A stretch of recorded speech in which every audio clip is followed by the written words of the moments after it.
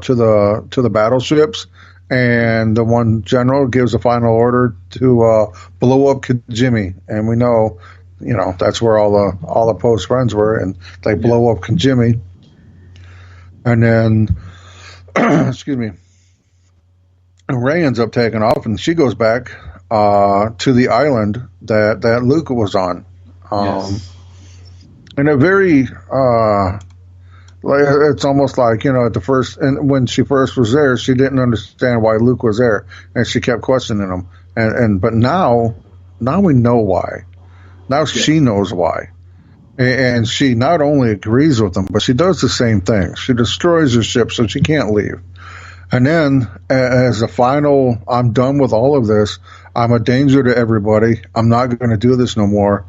And she just goes, she chucks the fucking her lightsaber, Luke Skywalker's lightsaber, into the fire. Fuck it. I'm done. I don't want it no more. And what happens? Force Ghost Luke catches it. Yes. See, that's where when I first saw that, I was like, I heard, okay, fuck you, Ryan. Right. That was fuck J. you. J. We're not getting rid of them. We're not throwing them out. Fuck you. And Luke says a Jedi's lightsaber should be treated with more respect than that. Yeah. Basically, like, come on, little girl, what the fuck are you doing? Well, but basically, that's what he did when she handed it to him. Right. In the fuck you, JJ moment. Yeah, and he tosses it. Yeah, and then we find Force Ghost Luke sits down and he counsels Rey on what's going on, much like Force Ghost Obi-Wan counseled Luke in Return of the Jedi. Yes. Once again, fan service was just on another level in this movie. It was everywhere. The whole movie is just jam-packed with fan service. Yes. And then one of the biggest, happiest moments that I've been, I saw this and I laughed out loud in the middle of the theater. I was probably the only one that laughed. The Luke, we see Luke raising the X-Wing fighter out of the water, just like Yoda did. And it brought me so much joy to see that. And even Luke smiling, like everybody knows, like anybody that was watched these movies, no, Luke he never was able to do that. That was one thing he never did. At least we never saw him do. We never seen him powerful enough to do that. And here he is, he's raising his X-Wing out of the water and smiling, hey, fuck everybody, I can do it. I know I can do it now. Here it is. I was such a fanboy at that moment in time. Yeah. That was one of my favorite moments of one of my favorite movies. I have to rewatch this movie, dude, because those are all moments that, wow. Like I said, as you're telling, as you're going here, telling the story going down, I'm reliving those moments. This was such a good movie, such a feel-good movie. Yeah. And then Rey ends up ultimately heading to Exegol, where the Emperor is. And the whole movie takes another dark turn at this point. Like, she gets there and, oh, goddamn, dude, just to see them together. And she knows, like, he's telling her, you're going to be with me. You're part of me. This is why you're here. You're going to become the Emperor Rey. Empress, yeah. Before Empress. that, I guess when she was fighting Kylo, I guess she was able to see who her parents were, right? And it was revealed to her that she was, I guess, Palpatine's son's daughter. Yep. And he sent people to go track her down and kill the parents because he wanted the girl. Yep. Yeah, but when Kylo told her, when I told you that your parents were nobodies or something, they chose to be nobodies, or right, like they had to be to save her life. Yeah, well, that's what they did. But basically, what I'm saying is, you could see that even Palpatine's own son did not agree with his politics. Yeah.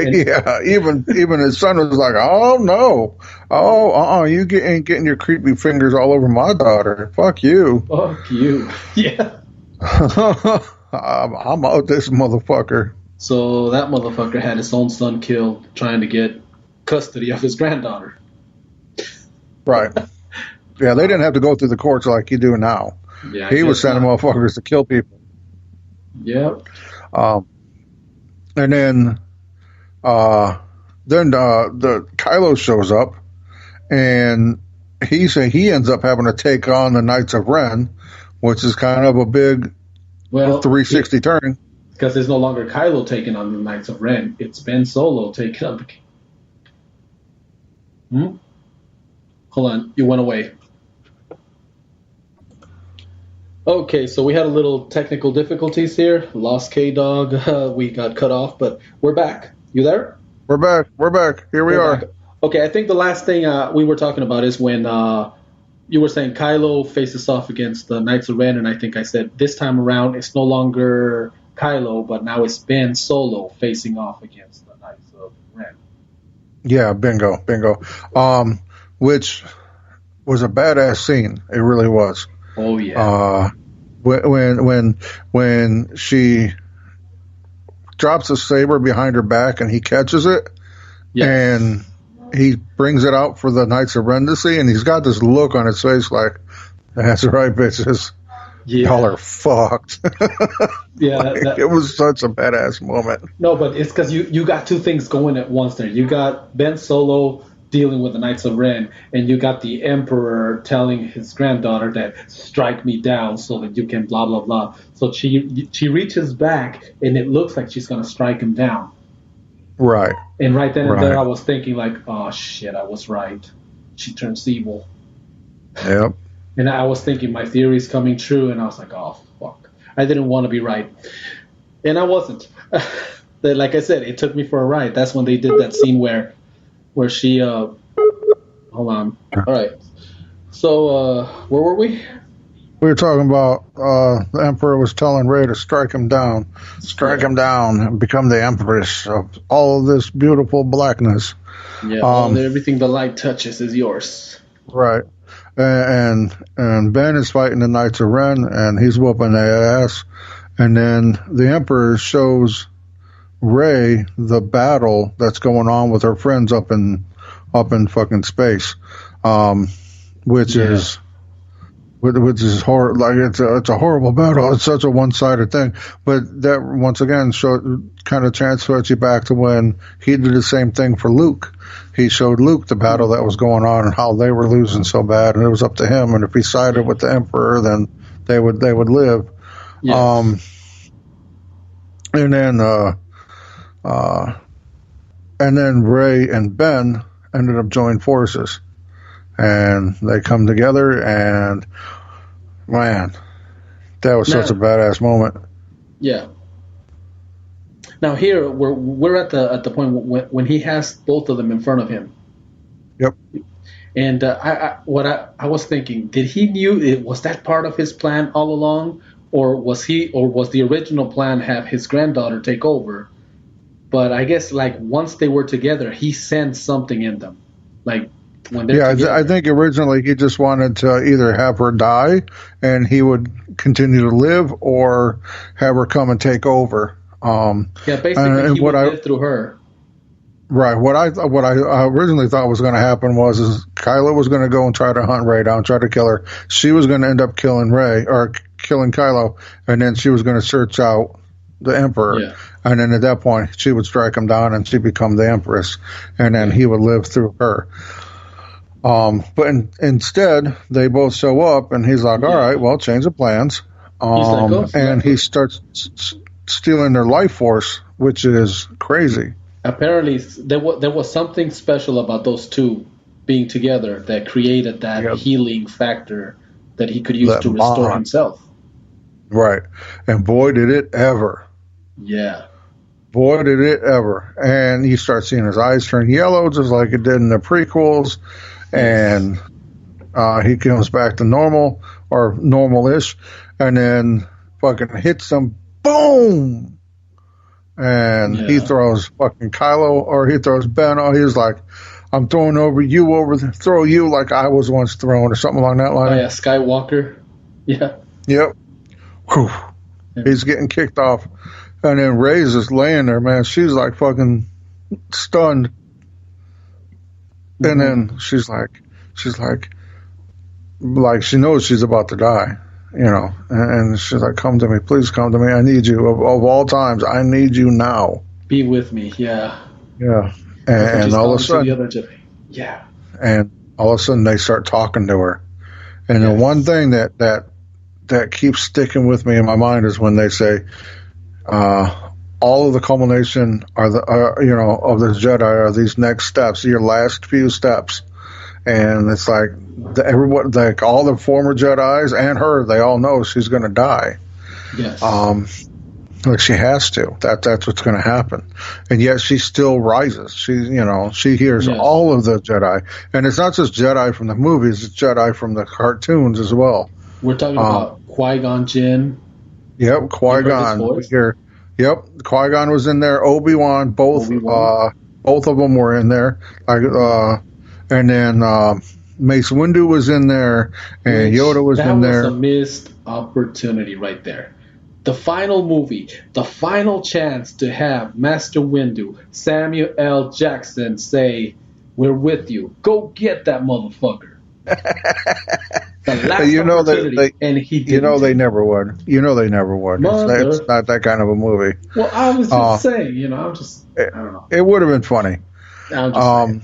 But they also brought Jedi Masters, a couple of Jedi Masters from the cartoons as well, in there, and you heard them, which is once again another fanboy thing. Most people wouldn't recognize it. Those of us that have seen the cartoons and whatnot, they Clone Wars really and all knew it. Stuff, yeah. And she stands up, boom, and there she is, and she hits her lightsaber on, and he's trying to hit her. He's like, "Oh, okay, so you want to be all big and bad? Well, try your hand at this," and boom, hits her with fucking lightsaber or the electrical Sith Force, boom, right, and kind of fucking starts hitting her, and she puts the lightsaber up, bang, and it starts deflecting it. And then she brings in the other lightsaber, bang, and she crosses him, and that's when, it fires back on him, and it fucking boom. Disintegrates him. Right. And when it blows up, there's a moment, now I'm going to have to do some research on this, but there's a moment when that throne is blown up. There's just the ash of whatever it used to be. Yeah. The shape of the ash is very similar to what was on the floor of the Jedi Temple where Luke was on the island. That shape is very similar. Now, I'm kind of wondering if that's what it was. I could be completely wrong, and maybe I'm just seeing shit that I want to see. I don't know. I'll have to check into it. Okay. But you know what I mean? Like, I want to see that, and I think that would be cool. Yeah. But, I'll have to do some research into that. And then next thing you see Leia, or you see her laying there. You see Rey laying there all fucking dead. Dead. She died. And, yep, she did what she was supposed to do. She died. And then you see Ben's hand pop up on the cliff. Boom. And he crawls over to her, barely able to move. And he puts his hand on her stomach and starts force healing her. And it was at that moment when you realize when he told Han Solo he didn't know if he was strong enough to do what needed to be done, to do what he knew he had to. This is what he had to do. He had to give all of his life force to her. He had to give it all. And he knew it. And once he's healing her, that's when she reaches out and takes his hand. Yep. And that Ben was there. She grabbed Ben's hand. Yeah, then she realizes what's going on. She hugs him. Dude gets a kiss out of the deal. Well, I guess got to first base. Right. And then and then he dies. And then the most awesome thing in the world happens. Just like his fucking grandfather. Oh. And just like Master Yoda, he fades off. He just disappears. And did Vader fade off? No. Vader got burned. Yeah. But maybe he disappeared while he was being burned. Maybe it was just the costume that was being burned. Anakin's, that story of his life, always getting burned. Anyway. Yeah, always. But I mean, the way he disappeared, the way Ben Kenobi did when he was fighting Vader, just. Yep, just disappeared. The way Yoda went, and even at the same time, Leia went, which I thought that was like. Oh. Yeah, I was down there. I was